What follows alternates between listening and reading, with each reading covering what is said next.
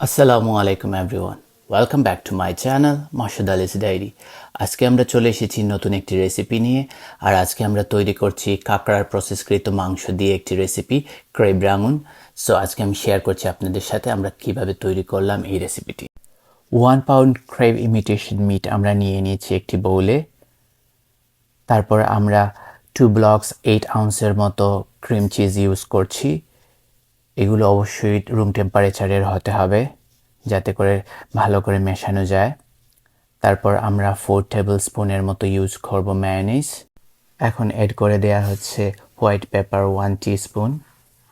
আমরা কিন্তু সবগুলো পরিমাণ মতোই দিচ্ছি কারণ রেগুলার রান্না হচ্ছে, আপনারা চাইলে মেজারমেন্ট ইউজ করতে পারেন। এখন অ্যাড করা হচ্ছে ড্রাই পার্সলি। তারপর এখন অ্যাড করা হচ্ছে গার্লিক পাউডার 1 টিস্পুন। তারপর আমরা এখন অ্যাড করে নিচ্ছি সেসিমি অয়েল 1 টিস্পুন। তারপর এখন ইউজ করা হচ্ছে রাইস ভিনেগার 1 টিস্পুন। আপনারা কিন্তু চাইলে টেস্টটা এদিক সেদিক করতে পারেন, টেস্ট করে অনেক সময় অনেকের অনেক ধরনের চাহিদা থাকে। এখন অ্যাড করা হচ্ছে সয়া সস 1 টিস্পুন।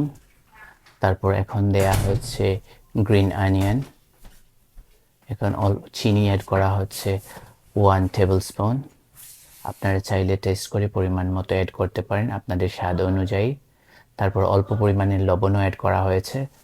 এখন ভালো করে সবগুলোকে একসাথে মিক্স করে নেওয়া হচ্ছে। আপনারা চাইলে কিন্তু আলাদাভাবে এই ক্রিম চিজ আর অন্যান্য জিনিসগুলোকেও মিক্স করে তারপর ক্রেবের মাংসগুলো একসাথে আপনারা মিক্স করতে পারেন।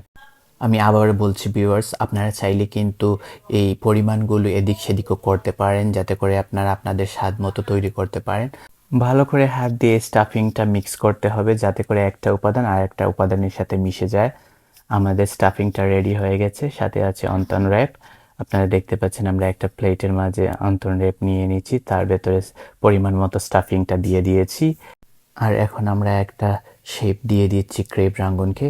আপনারা চাইলে যে কোনো ধরনের শেপ দিতে পারেন, তবে আমি রিকমেন্ড করব এই ধরনের শেপটা দেওয়ার চেষ্টা করবেন কারণ এটা ক্রেব রাঙ্গুন দেখতে অনেক বেশি ভালো লাগে, সুন্দর লাগে। আমাদের তৈরি হয়ে গেছে ক্রেব রাঙ্গুনগুলো।